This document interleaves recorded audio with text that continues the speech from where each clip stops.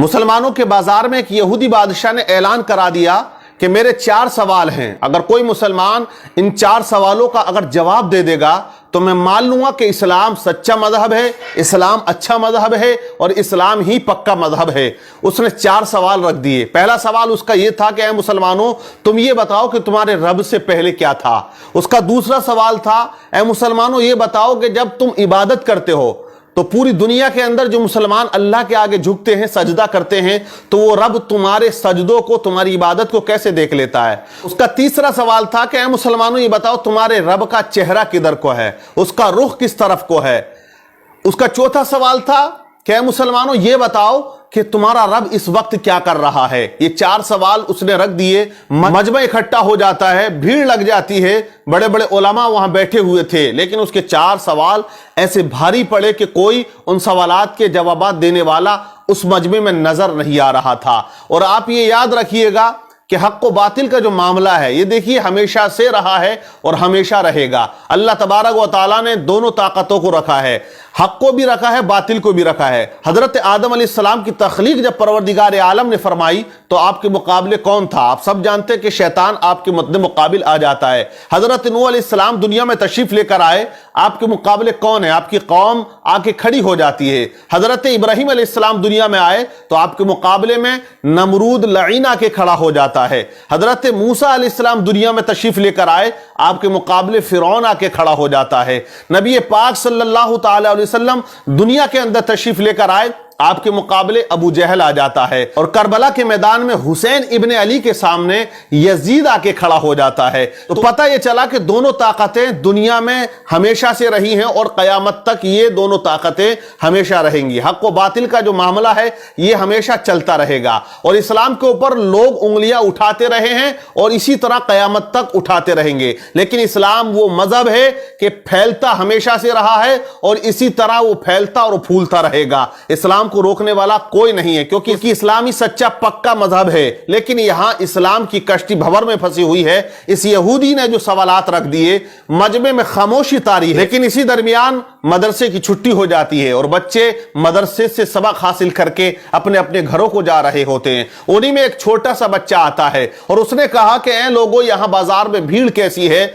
मामला क्या है, मजमा इतना इकट्ठा क्यों है। लोगों ने कहा कि यहां एक यहूदी ने 4 सवाल किए हैं और वो मुसलमानों से किए हैं। वो कहता है कि अगर कोई मुसलमान इन सवालात के जवाब दे देगा, मैं मान लूंगा कि इस्लाम सच्चा मजहब है। लेकिन उसके सवालात का जवाब देने वाला यहां मजमे में कोई नजर नहीं आता है। बच्चा मजमे को चीरता हुआ आगे जाने लगा। बच्चे ने कहा कि मैं उसके सवालों का जवाब दूंगा। लोगों ने कहा, बड़े बड़े उलमा यहां बैठे हुए हैं, तेरी क्या औकात या तेरी क्या हैसियत, तू उस यहूदी के सवालों का जवाब देगा। बच्चा मजमे को चीरता हुआ, मेहनत करता हुआ आगे जाता है और उसी यहूदी के सामने जाके खड़ा हो जाता है जो ऊंचे तख्त पर कुर्सी लगा के बैठा हुआ था। यहूदी से बच्चे ने कहा कि यहूदी तू अपने सवाल बता, मैं तेरे सवालों का जवाब दूंगा। यहूदी हंसने लगा, कहने लगा, इतने बड़े बड़े उलमा यहां तशरीफ रखते हैं, लेकिन तू क्या जवाब देगा मेरे सवालों का। तो बच्चे ने कहा कि जवाब देने के लिए उम्र नहीं होनी चाहिए, इल्म का होना जरूरी है। अपने सवाल रख, मैं तेरे सवालों का जवाब जरूर दूंगा। उसने कहा कि मेरा पहला सवाल यह है कि तुम्हारे रब से पहले क्या था। बच्चे ने कहा आप 10 से नीचे की गिनती गिनो। उसने गिनना शुरू कर दिया, 10, 9, 8, 7, 6, 5, 4, 3, 2, 1।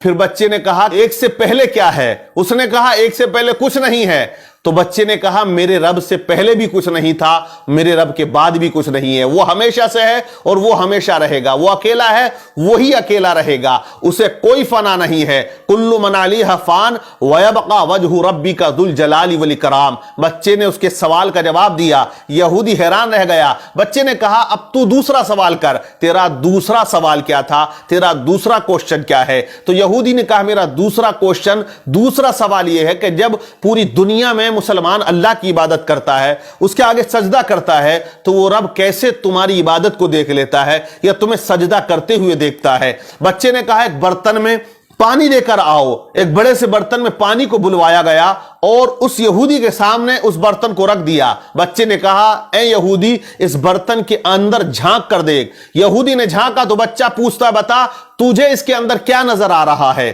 کہا اس میں تو میرا عکس یعنی میری تصویر نظر آ رہی ہے, میرا چہرہ نظر آ رہا ہے. کہا کلیئر آ رہا ہے؟ بولے مجھے بالکل اپنا چہرہ اس پانی کے اندر کلیئر نظر آ رہا ہے. تو کہا بچے نے کہ جیسے تو اس پانی کے اندر اپنے چہرے کو دیکھ رہا ہے ویسے ہی میرا پروردگار تمام مسلمانوں کی عبادتوں کو دیکھ رہا ہے. وَنَحْنُ أَقْرَبُ مِنْ حَبْلِ الْوَرِيدِ, وہ اپنے بندے کی شہرک سے بھی زیادہ قریب ہے. بچے نے اس کے دوسرے سوال کا جواب دے دیا. بچہ کہتا تیرا تیسرا سوال کیا ہے؟ تو یہودی نے کہا میرا تیسرا سوال یہ ہے کہ تمہارے رب کا چہرہ کدھر کو ہے, اس کا رخ کس طرف کو ہے؟ تو بچے نے کہا ایک چراغ کو بلایا جائے. چراغ بلایا گیا, اس کو روشن کیا گیا. بچے نے کہا بتا یہودی اس چراغ کی روشنی کدھر کو ہے؟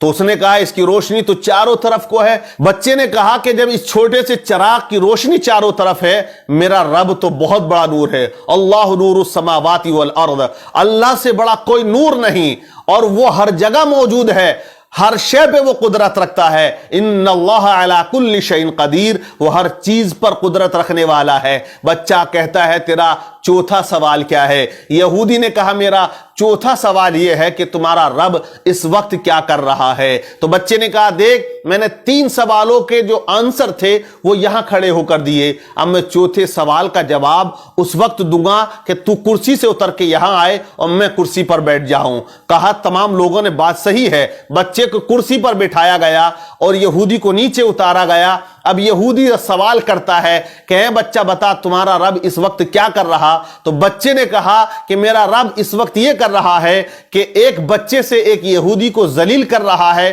اور اسے کرسی سے اتار کر نیچے کھڑا کر رہا ہے اور مجھے وہ کرسی پر بٹھا رہا ہے. جب اس طرح بچے نے تمام سوالات کے جوابات دیے تو مجمع میں نعرہ تکبیر بلند ہو جاتا ہے. اور یہ بچہ کوئی عام بچہ نہیں تھا بلکہ آگے چل کے یہی بچہ امام اعظم ابو حنیفہ رضی اللہ تعالی عنہ کے نام سے جانا اور پہچانا جاتا ہے, جو آج مسلمانوں کے